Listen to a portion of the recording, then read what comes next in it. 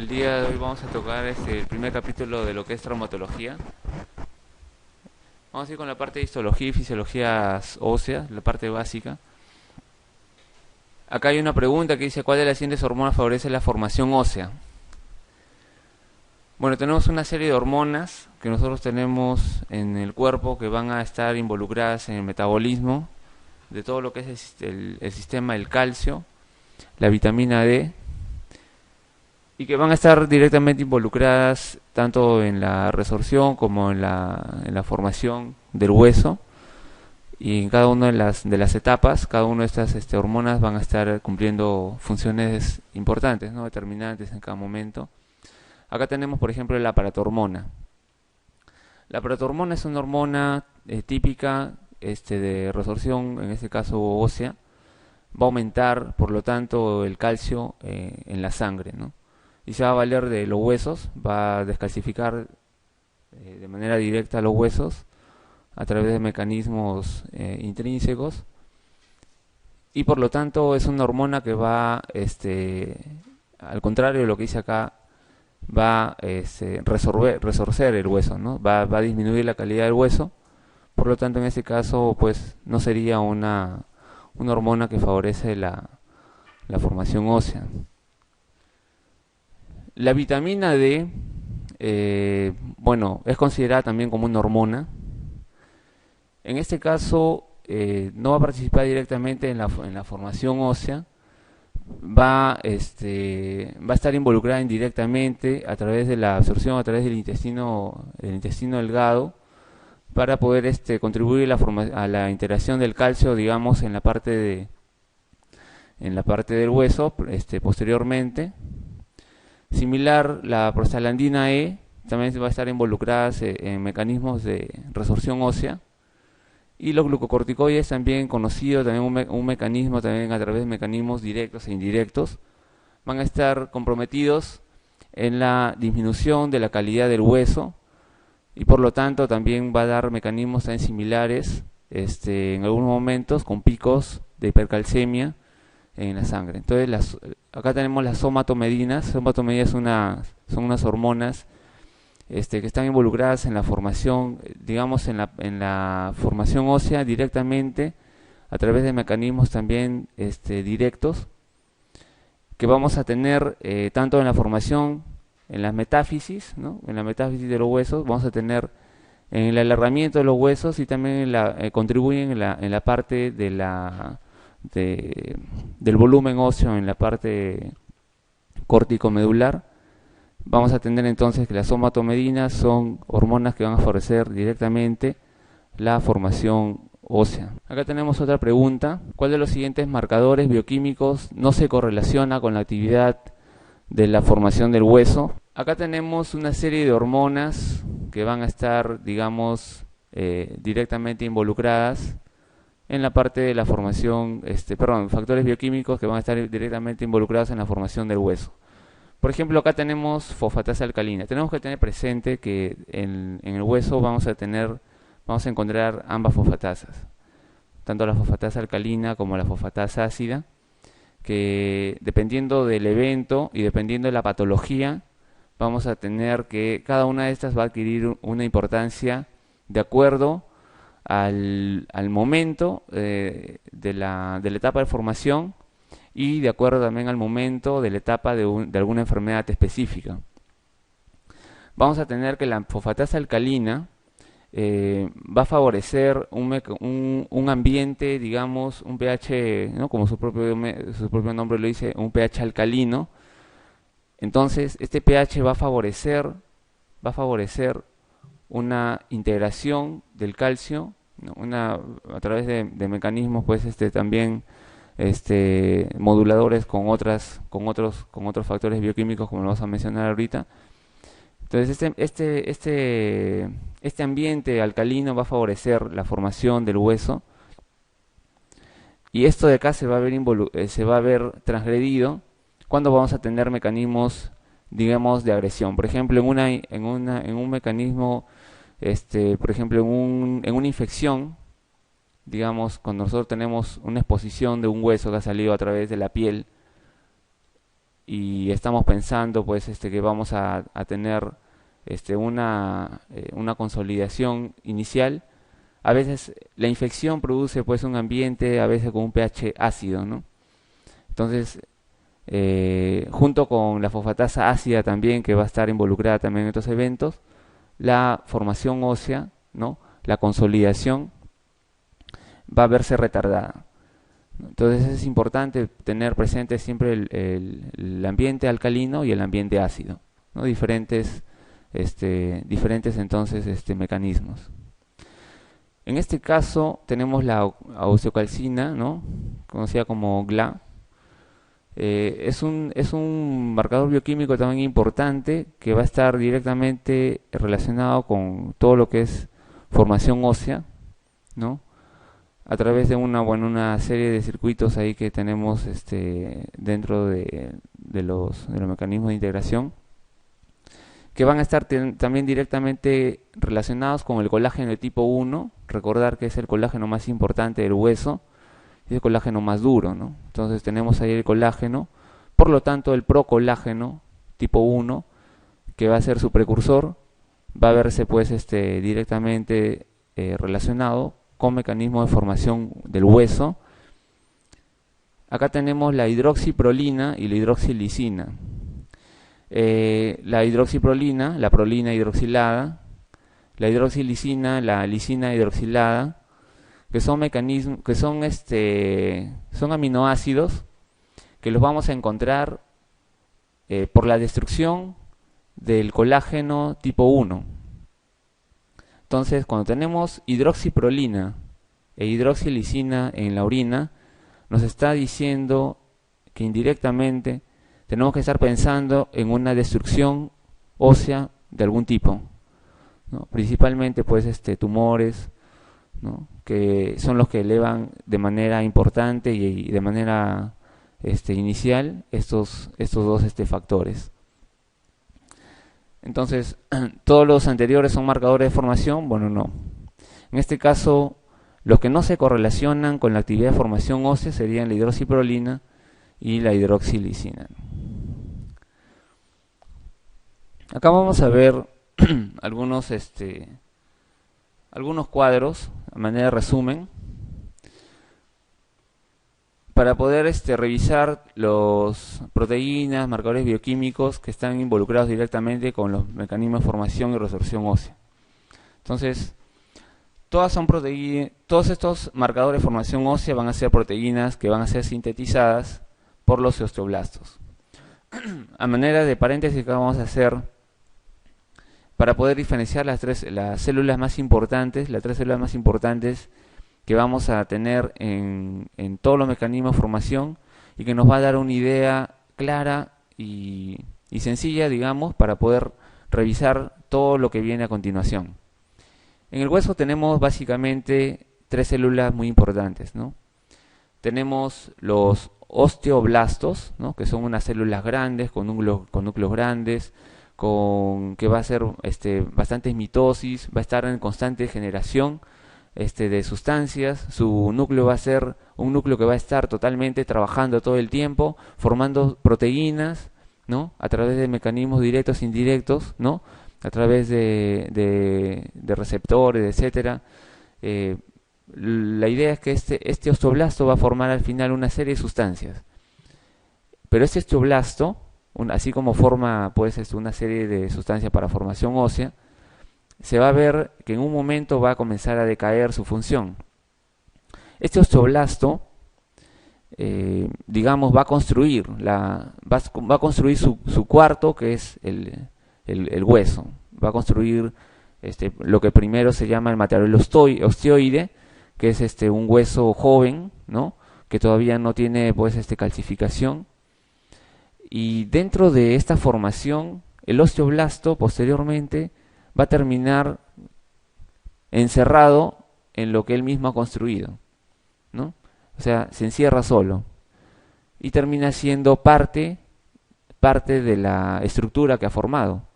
Entonces, en ese momento le vamos a llamar osteocito. Entonces ahí tenemos ya dos células. La tercera célula, que es importante también que lo recordemos, es los osteoclastos, las células, ¿no?, derivadas de la formación, en este caso mieloide, macrófagos modificados que se van a encontrar en el hueso y que van a estar directamente relacionados con lo que es destrucción ósea o remodelación. Por ejemplo, cuando tenemos una fractura, los osteoclastos, por ejemplo, hay una fractura lineal que no se ve al inicio, ¿no?, que no se ve, digamos, en la primera radiografía que viene el paciente. Después de una semana se va a ver un trazo más importante, ¿no? Se va a ver más nítida la fractura. Y es algo que a veces pues se hace, ¿no? Cuando no se ve bien, se toma una radiografía a la semana. ¿Por qué? Esto se explica porque los osteoclastos van a servir, son células de remodelación y de destrucción ósea. En este caso, hablando de esta fractura que les estoy comentando, sería un caso de remodelación ósea. Por ejemplo, el hueso se fractura, no veo bien la fractura en ese momento, a la semana el osteoclasto ya ha estado remodelando los bordes de la fractura, ¿no? Ha estado comiendo los bordes de la fractura, por lo tanto se va a ver más nítido ese ambiente. ¿Para qué remodela? Para que posteriormente el osteoblasto comience a formar la sustancia osteoide, que más adelante, después de las 3 semanas, se va a convertir en lo que nosotros llamamos el callo blando y posteriormente el callo duro con la formación del hueso, y posteriormente, en meses posteriores, se va a terminar la remodelación. Que siempre, en este caso, sería más rápido también en los niños, ¿no? Los niños mucho más rápido que en los adultos y mucho menor en los ancianitos. Entonces, teniendo claro estas 3 células que son importantes, acá tenemos que casi todos los marcadores de formación ósea van a estar directamente relacionados con lo que tenemos nuestros osteoblastos. Entonces los osteoblastos van a generar esta fosfatasa alcalina ósea. O sea, el osteoblasto fabrica esta fosfatasa alcalina porque ese ambiente de pH alcalino es importante para que la consolidación se pueda dar de manera más adecuada. La osteocalcina también es una proteína que va a tener pues ahí un par de vías que al final lo que me va a dar es que va a ayudar a fijar el calcio en esa sustancia osteoide que el osteoblasto ha estado construyendo. Y tenemos los propéptidos carboxiterminal de procolágeno tipo 1, que al final pues es mi colágeno tipo 1, que al final es la sustancia más importante del hueso, ¿no? Y los marcadores de resorción ósea, o sea, de remodelación, de destrucción ósea, pueden medirse, en este caso, bueno, hay varias, productos de la síntesis de los osteoclastos, ¿no? Que dentro de ellas tenemos acá, por ejemplo, la fosfatasa ácida. Ahí ya están viendo quién está fabricando la fosfatasa ácida y quién fabrica la fosfatasa básica, ¿no? La fosfatasa alcalina. Entonces, en este caso, osteoclastos, fosfatasa ácida, porque ese ambiente ácido favorece la destrucción o remodelación del hueso, ¿no? En este caso tenemos la tartarato resistente, tenemos otras sustancias, tenemos osteoclastos, esta es la más importante. Productos de degradación de la matriz mineral, ¿no? Bueno, acá tenemos, por ejemplo, el calcio urinario que vamos a ver en la orina. Productos de degradación del colágeno, la hidroxiprolina, también tenemos la hidroxilisina. Hay otros marcadores también menos importantes, estos son los más importantes. Y los enlaces, ¿no? Los que en inglés sería el enlace crosslink de colágeno, que ahí tenemos los enlaces, la piridinolona y la deoxipiridinolona, que también son, bueno, que en algunos lugares lo miden, pues son caros y menos importantes. Y acá tenemos, pues, dentro de estos crosslink, los telopéptidos N-terminal del colágeno tipo 1, ¿no? Los NTX. Acá tenemos otra pregunta. Yo creo que ustedes me pueden responder esta pregunta. ¿Cuál sería la respuesta a esta pregunta? El componente más importante de la matriz orgánica, sustancia fundamental ósea, es colágeno tipo 1, ¿no? Entonces ahí sí, bueno, ya les he estado adelantando la respuesta. El colágeno tipo 1 sería entonces nuestra respuesta, sería la sustancia más importante, ¿no? Colágeno más importante. Y para hablar de los colágenos, son las proteínas más abundantes del reino animal. Nosotros no podemos vivir sin colágeno. Es importante que nosotros tengamos una fuente de colágeno para poder desarrollar prácticamente todas nuestras funciones básicas como seres humanos, ¿no? Como seres vivos. Entonces, como es la proteína más abundante del reino animal, y tenemos un gran medio extracelular, por lo tanto también es nuestra proteína más importante en nuestro medio extracelular. Existen al menos 30 diferentes genes de colágeno dispersos en el genoma humano, y estos 30 genes generan una serie de proteínas que se combinan de varias formas para crear diferentes tipos de fibrillas de colágeno. Los más abundantes y los más importantes son tres: el colágeno tipo 1, colágeno tipo 2 y colágeno de tipo 3. Acá tenemos el colágeno, en este caso el colágeno de tipo 2, abundantes en el cartílago hialino. Cartílago hialino que podemos encontrarlo pues en cartílago, por ejemplo en los recién nacidos que tienen bastante cartílago hialino, ¿no? Podemos encontrar en el lóbulo de la oreja también, en el cartílago de la nariz, en el humor vítreo y en los núcleos pulposos de los discos intervertebrales, ¿no? Recuerden que los discos intervertebrales tienen dos porciones, ¿no? Tienen, digamos, como un huevo, ¿no? La parte externa, una serie de anillos que están concéntricos, que se llaman los anillos fibrosos, y la parte del núcleo, que es el núcleo pulposo, que tenemos colágeno de tipo 2. El colágeno tipo 3, codificado en este caso por este gen, el COL1A3, se encuentra en casi todos los tejidos en los que aparece el colágeno de tipo 1, siendo excepciones en los huesos, los tendones y la córnea. El colágeno tipo 4 forma un retículo bidimensional y es el componente principal de la membrana de la lámina basal de los epitelios. Es un colágeno, digamos, delgado, de fibras poco agrupadas, y se encuentra pues en estas membranas basales. Los colágenos son predominantemente sintetizados por estas células que ya conocemos, los fibroblastos, pero también hay células epiteliales que también producen estas proteínas. Acá tenemos a manera de resumen un cuadro. Entonces, tenemos el colágeno de tipo 1. El gen es fácil de acordarse: col de colágeno, 1A1 y 1A2. Entonces acá tenemos piel, tendón, hueso. El tipo 2, col 2A1 también, cartílago, humor vítreo. Y el 3, el col 3A1, piel, músculo, ¿no? Y el 4 en las láminas basales. El resto son, digamos, están distribuidos a manera aleatoria en casi todo el cuerpo. Acá tenemos otra pregunta, donde nos dicen cuál de las siguientes células óseas sintetizan y segregan el osteoide. Entonces esta pregunta también digamos, ya estamos en la capacidad por responder, ¿no? Es nuestro osteoblasto, ¿no? Que va a secretar esta sustancia osteoide, que es el hueso joven, el hueso recién nacido, digamos, ¿no? Que posteriormente se va a llenar de calcio y va a generar una superficie ya compacta, dura, lo que vamos a llamar callo duro. Mientras esté el osteoide, nosotros todavía vamos a llamar callo blando.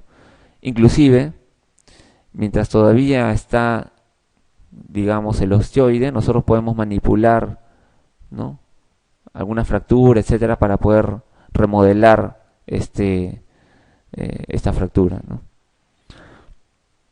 Al osteocito ya lo hemos visto. Ahora, la célula madre osteoprogenitora, una célula grande, ¿no?, con un citoplasma también con muchas sustancias activas, el núcleo también muy activo, grande, que va a estar diferenciando también en osteoblastos paulatinamente conforme lo vaya requiriendo la respuesta ósea.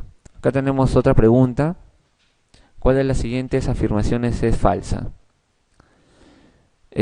Acá nos van a mencionar una serie de ítems y tenemos que ver. Acá, por ejemplo, nos hablan del periósteo. El periósteo permite el crecimiento óseo en espesor por osificación directa. Acá nos hablan de la longitud, el crecimiento de longitud del hueso depende de osificación indirecta en la fisis. Acá ya nos hablan de centros de osificación. Los centros de osificación epifisiarios son los centros primarios de osificación. El proceso de reabsorción, formación ósea se le denomina remodelación, ninguna de las anteriores es falsa. Entonces, para poder entender esto, vamos a hablar de manera sucinta qué es lo que pasa cuando nosotros tenemos un hueso que va a crecer. Entonces, para poder diferenciar las partes de un hueso, digamos, tenemos un hueso largo, el extremo más distal de ambos se van a llamar epífisis. Después tenemos una zona que va a estar en ambos extremos, una zona que es la zona activa, especialmente en los niños, ¿no? En los niños, en los recién nacidos, los niños hasta adolescentes, jóvenes, que se llama la metáfisis. Y luego una zona, digamos, la parte del hueso propiamente dicho, que nosotros le vamos a llamar, que se llama diáfisis. Entonces, epífisis, metáfisis, diáfisis, ¿no? Y acá tenemos otra epífisis y su metáfisis. Entonces, comprendiendo eso, vamos a ver que este hueso que tenemos acá va a tener un recubrimiento, como una bolsa. Pero no es una bolsa, ¿no? Porque el hueso es un elemento vivo. Entonces, esta bolsa que envuelve al hueso se va a llamar periósteo. Este periósteo está sumamente vascularizado y sumamente inervado. Por lo tanto, si yo saco el periósteo del hueso, voy a matar al hueso, porque lo voy a dejar sin vascularización y lo voy a dejar sin inervación.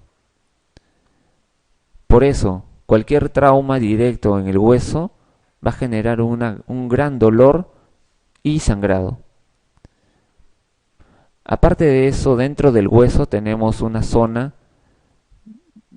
central que vamos a llamarle hueso esponjoso central,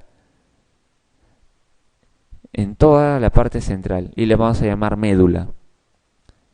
Dentro de esa médula también discurren una serie de vasos sanguíneos, ¿no? Y dentro de la médula también hay una circulación activa importante, y si se rompe un huesito, prácticamente estoy dejando un caño abierto por la médula que va a estar sangrando activamente.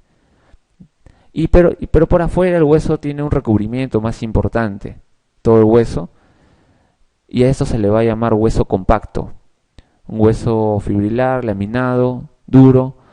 Entonces tenemos una parte ósea esponjosa débil en el medio y fuerte en toda la región periférica. Entonces ya conocemos nuestras partes del hueso: epífisis, metáfisis, diáfisis. Sabemos que está envuelta por un periósteo que tiene mucha importancia. Sabemos también que tiene una parte central débil de un hueso esponjoso y una parte, digamos, cortical, dura, que vamos a llamarle la parte cortical, ¿no? Como hemos mencionado. Aparte de eso, el hueso va a tener en sus porciones distales, ¿no? En la parte de la epífisis y la metáfisis, el hueso va a ser un poco más esponjoso también. Y la parte más central predomina el hueso compacto, el hueso cortical. Este periósteo que envuelve al hueso va a permitir, como tiene nutrición, tiene inervación, mientras que el hueso va alargándose por medio de las metáfisis, la parte del periósteo va a hacer que el hueso, digamos, se engorde, ¿no? O sea, aumente en su volumen axial, ¿no? Lo que le vamos a llamar espesor. La longitud en lo que es la metáfisis, ¿no? La metáfisis vamos a llamarle también con otro nombre como fisis. Entonces, la fisis o metáfisis va a permitir que el hueso comience a crecer longitudinalmente. Entonces ahí tenemos básicamente resumido todo lo que es el crecimiento del hueso, hacia arriba o hacia abajo, como quieran decirlo, y en la parte del espesor. Y, por ejemplo, hay una fractura, se rompe, digamos, en la diáfisis, el hueso. Entonces vamos a tener que nuestros osteoclastos van a comenzar a trabajar, ¿no? Van a comenzar a, digamos, son como los ingenieros, ¿no? Que mandan a sus capataces a comenzar a picar la pared. Porque si se rompe una pared, no construyen encima de la pared, ¿no? Nivelan, ponen bonito la pared para que encima pongan los ladrillos, ¿no? Igualito, mandan a los osteoclastos, comienzan a picar el hueso, lo remodelan bonito y comienzan a colocar más hueso, los osteoblastos. Entonces, en todo momento, otra cosa, si no está quedando bien, ¿qué es lo que hace en este caso el hueso? Por ejemplo, no está quedando bien un hueso, está quedando muy redundante. Posteriormente nosotros vamos a ver que ese hueso con el tiempo va a ir mejorando su forma y su volumen. Entonces, constantemente está en un proceso de resorción y remodelación. Entonces, a todo esto se le llama remodelación. Entonces, vamos a ver con todo eso vamos a ver cuáles son nuestras respuestas, nuestras premisas verdaderas y nuestras premisas falsas. Entonces, acá nos piden la falsa, ¿no? La falsa, a ver, el periósteo permite crecimiento óseo en espesor por osificación directa. Este es verdadero, ¿no? El crecimiento en longitud del hueso depende de la osificación indirecta en la fisis. Así es, longitud, ¿no? Fisis o metáfisis. Es verdadero. Los centros de osificación epifisiarios son los centros primarios de osificación, epífisis o metáfisis. Metáfisis, ¿no? Entonces, los centros de osificación epifisiarios son los centros primarios, no. Son los centros de osificación metafisiarios. Y al proceso de reabsorción, formación ósea se le denomina remodelación, sí, ¿no? Entonces ahí tenemos nuestra falsa, la C. ¿Alguna pregunta hasta ahí? Seguimos con otro bloque. Ya. Acá tenemos lesiones de la cintura escapular. A manera de, digamos, a grandes rasgos, la cintura escapular es una de las zonas más importantes de fractura que tenemos en el aparato locomotor y una de las fracturas, digamos, uno de los segmentos de fracturas que si se lesionan tenemos prácticamente incapacidad del paciente. Entonces es necesario que conozcamos las lesiones que hay y qué es lo que podemos hacer cuando nos presentamos frente a una lesión de la cintura escapular que básicamente va a comprometer los siguientes huesos. En la región posterior del hombro tenemos un hueso importante a manera de escudo, ¿no? Con dos caras, la cara posterior, la cara anterior, con una serie digamos, de estructuras que lo vamos a ver más adelante en un gráfico, que se va a articular por delante a través del acromion con un huesito que está acá adelante arriba, que se llama clavícula, y la misma escápula va a dar una cavidad, un hueco, que le llamamos cavidad glenoidea, para que se articule un hueso importante que le llamamos húmero. Entonces, la región de la clavícula, la región de la escápula y la región del húmero proximal, todo eso nos va a dar la región de la cintura escapular, ¿no? Muy bien. Acá tenemos, por ejemplo, fracturas en la escápula. La escápula es un hueso muy noble, es un hueso plano, esponjoso. Todo el hueso prácticamente es esponjoso. Entonces, los huesos esponjosos, a manera así de resumen, a manera general, los huesos esponjosos son muy nobles para las fracturas. Cuando se fractura un hueso esponjoso, se recupera de manera rápida y de manera completa, prácticamente sin hacer mucha cosa. Prácticamente no necesita mucho. Acá tenemos, por ejemplo, fracturas de escápula. Entonces, el tratamiento de la mayoría de las fracturas de la escápula es, usualmente, como les digo, son fracturas en la escápula, usualmente son fracturas lineales, no desplazadas. Entonces, si esa es la mayoría, entonces el tratamiento vamos a tener que no tenemos que hacer mucho. Osteosíntesis con placas atornilladas. Osteosíntesis se llama síntesis, juntar, ¿no? Juntar el hueso, ¿no? Juntar el hueso con placas atornilladas, es decir, poner una placa y poner tornillos. No se hace usualmente esto porque la mayoría son fracturas lineales y no desplazadas. Fijadores externos, igual. Si es una fractura lineal y no desplazada, entonces los fijadores externos tampoco se usan, pues, muy seguido. Inmovilización del hombro y analgesia. Esto sí, ¿cómo inmovilizamos el hombro? Generalmente hay que decirle que no mueva el hombro, ¿no? Pero ustedes saben que el hombro está sosteniendo a un elemento muy importante que es todo el miembro superior. Mano, antebrazo, brazo. 1 o 2 kilos dependiendo, ¿no? Un gordito mucho más, 3, 4 kilos. Entonces, eso de acá me va a desplazar mi fractura, ¿no? Porque va a jalar la escápula. Entonces, ¿qué se coloca? Un cabestrillo. Un cabestrillo con sostén en el otro lado, ¿no? A través del cuello. Y se inmoviliza y se da analgesia. Y más o menos el tiempo son 3 semanas y consolida esta fractura, ¿no? Y luego se manda ya a rehabilitación. Síntesis con agujas también. Es muy raro instrumentar la escápula, muy raro. Y cerclajes de compresión funcional también. Eso no se hace tampoco, digamos, de rutina. La rutina es inmovilizar el hombro y dar analgésicos. Entonces nuestra respuesta sería la C.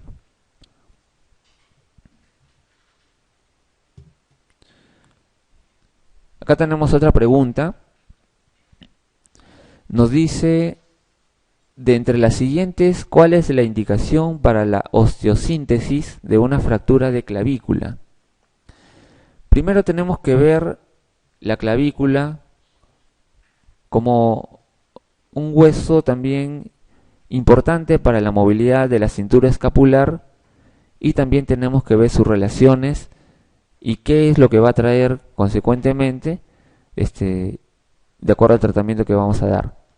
Entonces, la clavícula es un hueso también, en este caso un hueso que se encuentra en la región anterior, ¿no? En la cintura escapular, se va a articular en la región medial, la articulación esternoclavicular, ¿no? En la región lateral se va a articular con la escápula, acromioclavicular, tiene forma de S itálica, y por debajo de esta escápula va a pasar la arteria subclavia, que va a dejar su surco subclavio justo en la parte del tercio medio. Entonces, tenemos 3 porciones: el tercio distal, el tercio medio y el tercio proximal. El tercio proximal, desde la articulación esternoclavicular hasta, digamos, los 2 tercios laterales y el tercio medio de la clavícula. El tercio medio, la que se encuentra en el medio, ¿no? Y el tercio distal, de los 2 tercios mediales y la región del tercio distal. Entonces, teniendo esto de acá, es fácil el tratamiento. Toda fractura articular debe ser reducida al 100%. Por lo tanto, si tengo una fractura del tercio interno que compromete la articulación, ¿debería ser operado, sí o no? Sí. Si compromete una fractura en el tercio distal que está agarrando la articulación acromioclavicular, ¿debería ser operado? Sí, también. Ese es por principio todo el tratamiento de las fracturas articulares. En cambio, el tercio medio, como es un hueso también esponjoso, el tercio medio con una reducción anatómica aceptable, lo que generalmente y clásicamente se hace, ¿no? Lo que los libros nos dicen es el vendaje en 8, ¿no? El vendaje en 8 para fracturas de clavícula usualmente se hacen para aquellas fracturas que están en el tercio medio. Y son como se tratan las fracturas usualmente, a menos que haya una lesión vascular, que en algunas veces en accidentes de alta energía, hablando de accidentes de tránsito, accidentes de caída de altura, tenemos que puede haber compromiso de la arteria subclavia, que es raro, pero hay y ha habido. Entonces inmediatamente ahí tiene que entrar el traumatólogo a estabilizar la fractura y el cirujano vascular para reparar su arteria. Pero en todos los demás casos, donde solo hay una fractura del tercio medio y está, digamos, desplazada poco o no está desplazada, se coloca solo un vendaje en 8 o un inmovilizador en 8 o algo que se parezca a este 8. Ahora, también se puede tratar una fractura de clavícula no desplazada de tercio medio solo con un cabestrillo. Entonces acá tenemos ya otra cosa. ¿Qué pasa cuando tenemos un paciente que ha tenido múltiples fracturas por un accidente de tránsito de alta energía y se ha roto las dos clavículas? ¿Lo vamos a dejar totalmente dependiente al paciente? Tampoco, ¿sí o no? Porque vamos a tener que movilizar un brazo, vamos a tener que movilizar el otro brazo, o sea, se va a quedar inválido el paciente. Entonces, en ese caso también es indicación quirúrgica. Entonces, acá, ¿cuál de las siguientes es indicación para la osteosíntesis de fractura de clavícula? Cuando se localiza en el tercio interno, sí, pero cuando es articular, acá faltaría, ¿no? Que ha comprometido la articulación. Con las fracturas desplazadas del tercio medio, en este caso se puede tratar, se reduce y se trata también ortopédicamente. Siempre que se localiza en el tercio externo, siempre no, ¿sí o no? Tiene que comprometer la articulación. Cuando es bilateral sí. De todas maneras, cuando es bilateral se tiene que operar. Entonces, siempre tengan presente los tercios, ¿no? Tercio interno, tercio medio, tercio externo. Si es articular, sí se opera, pero nos tienen que decir. ¿Está bien? Nos tienen que decir. Tercio interno articular, ahí sí. Tercio externo articular, sí. O en todo caso van a mencionar la articulación. Externo clavicular, acromio clavicular, ¿no? Entonces en este caso nuestra respuesta es la D. Y aquí tenemos, miren, una fractura del tercio medio, ¿no? En este caso una fractura expuesta también se debe operar, ¿no? Se debe entrar a la sala, limpiar la fractura y usualmente en todo lo que es fracturas expuestas en general se va a colocar tutor externo o fijación externa. ¿Está bien? No se colocan placas. ¿Por qué? Porque las placas aumentan el problema de las infecciones. Entonces se coloca acá el fijador, lejos de la fractura, lejos de la lesión en la piel. Otros clavitos por acá y su barra. Y se estabiliza la fractura. ¿No? Eso cuando se quiere operar. Algunas personas también a veces pues no quieren que quede nada de tejido redundante acá, ¿no? Pero a veces el corte a veces es más antiestético que una bolita en la parte de la zona del tercio medio.